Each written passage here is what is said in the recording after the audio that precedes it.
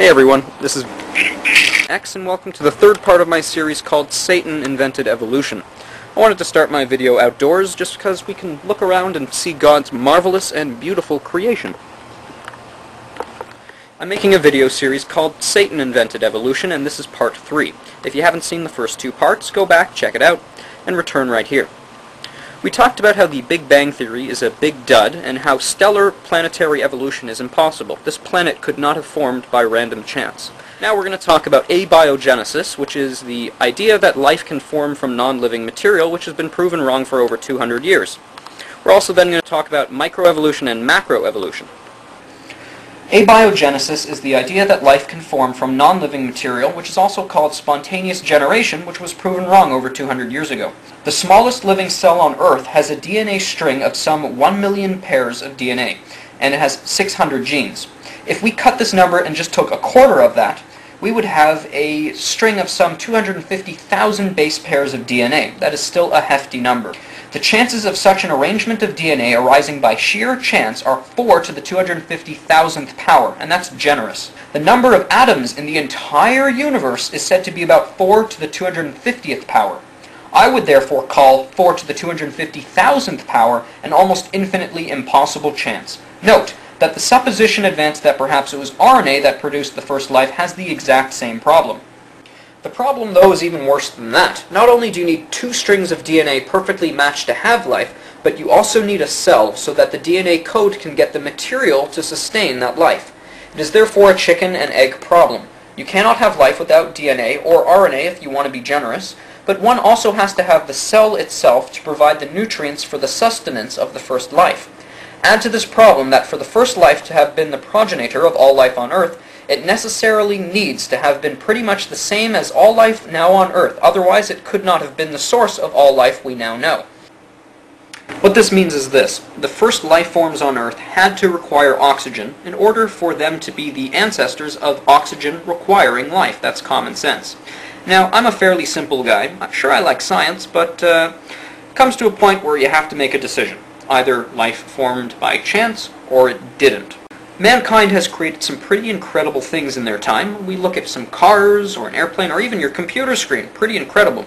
But we still cannot create life. That in itself, though a very simple analogy, should point you in a rather profound direction. Have you ever heard of Miller's experiment, done in the late 1950s, I believe? It's been repeated a few times, no doubt, but basically his is the most popular, and I'm sure some of you have heard of it. What Miller did was this. He tried to create the 20 essential left-handed amino acids that are required to create life. However, what he ended up doing was creating about 10. You'd think that's impressive, but they weren't all left-handed. They were amino acids, but right-handed amino acids are actually lethal to life. So, he created a mixture of things that were quite lethal. In fact, he created 98% tar, which is of course poisonous to life. Have you ever smoked a cigarette? Miller's experiment, though it set out to show that abiogenesis was possible, actually did the exact opposite. It only made the problem more complicated.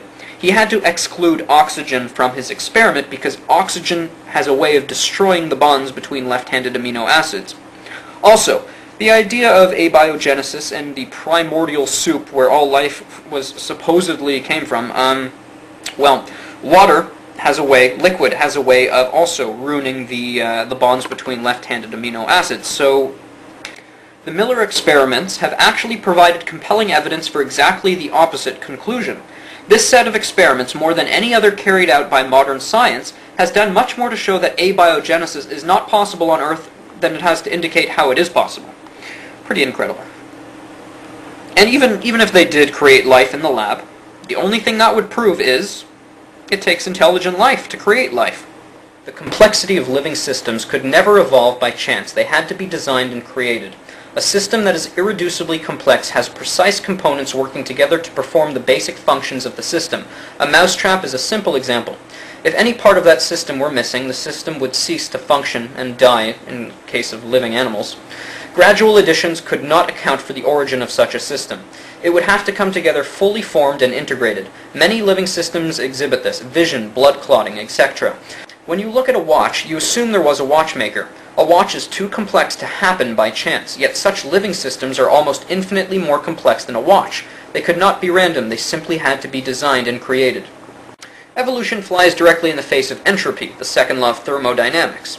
Your car is not going to get more complex over time, it's going to fall apart. This law in physics states that all systems, whether open or closed, have a tendency towards disorder. Adding energy does not help. Adding energy to the roof of your house does not build your roof, in fact it just ruins it. Yet evolution is a building up process, so they say, suggesting that things tend to get more complex and more advanced over time. This is directly opposed to the law of entropy. Evolutionists admit that the chances of evolutionary progress are extremely low, or at very least unobserved. Yet, they believe that given enough time, the apparently impossible becomes possible. If I flip a coin, I have a 50-50 chance of getting heads. To get heads 5 times in a row is unlikely, but possible. If I flipped the coin long enough, I would eventually get 5 in a row. If I flipped it for years non-stop, I might even get 50 or 100 in a row.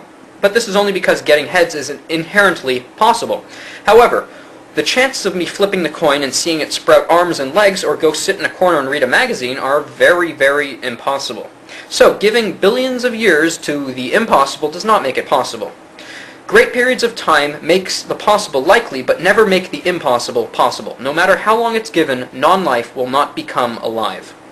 So, even if nothing exploded and created everything, even if from that nothingness came all the higher elements, and even if the planet formed by itself in its amazing complexity, you'd still have the problem of abiogenesis, life forming from non-living material.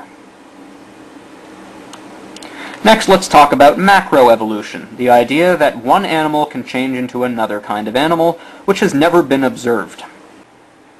The Bible makes it clear, every seed and every animal will produce after its kind. Now, what is a kind? How do you define that? Well, the best definition I found is family. That term gets thrown around quite a lot. Now, we all know that the fox, the hound, the coyote, and the wolf are all part of the dog family. We've never seen a dog come from anything but a dog. That makes sense, right? Now, the idea of evolution is a dog came from a rock a few billion years ago. Now you're going to say, no, that's not what evolution says, but yeah, it is. You see, it rained on the rocks for billions of years, and from the rocks came this primordial soup, and from that soup evolved everything we see today. Well, we've never seen a dog give birth to anything but a dog, and we've never seen a dog come from something that wasn't a dog. And that goes for every family of animals. You see, science is defined by things we can observe, things we can test, and things that we can repeat. Macroevolution is not repeatable, not observable, and not testable. By very definition alone, macroevolution is not science. There is a total lack of undisputed examples, fossilized or living, of millions of transitional forms, otherwise called missing links, required for evolution to be true. Evolution does not require a single missing link, but innumerable ones. We should be surrounded by a zoo of transitional forms that cannot be categorized into one particular life form. That has to be a transition between them. But we don't see this. There are different kinds of dogs, but all are clearly dogs. The fossils show different sizes of horses, but they are all clearly horses. None of this is on the verge of being some other life form. The fossil record shows complex fossilized life forms suddenly appearing as if spontaneously created by an intelligent creator. There are huge gaps between fossilized kinds. Darwin even acknowledged that if his theory were true, it would require millions of transitional forms. He believed they would be found in the fossil records, but not one has been. The fact is, many supposed ape men are very clearly apes. Evolutionists now admit that other so-called ape men would be able to have children with modern humans, which makes them the same species as humans. The main species said to bridge the gap, Homo habilis, is thought to be by many the missing link between apes and humans. However, there's never been one found, and there should be millions of them. The body hair and the blank expressions of subhumans in these models certainly are just assumptions of the artists who render them. Virtually nothing can be determined about hair and the look of someone's eyes based on a few old bones. The evolutionary hypothesis needs to find examples of developing organs, those that are increasing in complexity, which of course never have been observed. So we just finished talking about macroevolution, the idea that a dog came from a non-dog, or that a dog can give birth to a non-dog. There is nothing in science that even hints at that being a possibility. So, as far as science is concerned, the first 5 definitions of evolution are purely religious. You have to believe them. However, from a scientific point of view, they are impossible. Now, microevolution is possible, and we do see it every day. A dog can give birth to a little dog or a big dog or a dog with thicker fur or thicker paws. That's totally possible, and it does happen. However, when a scientist or a teacher gives you an example of microevolution, they're going to try and sneak in the other 5, saying that just because microevolution is possible, therefore the others are possible. That is simply not science. There's only one reason to believe in evolution, and that's because you want to suppress the truth and unrighteousness. You don't want to believe in God. You don't want to be accountable to God. You want to be your own God. That's the only reason. You don't believe in evolution because of the evidence. There is no evidence for evolution, and I'll continue to make videos showing you that. This is the end of Part 3. Check Part 4 coming soon. Check the links on the side, and God bless you all.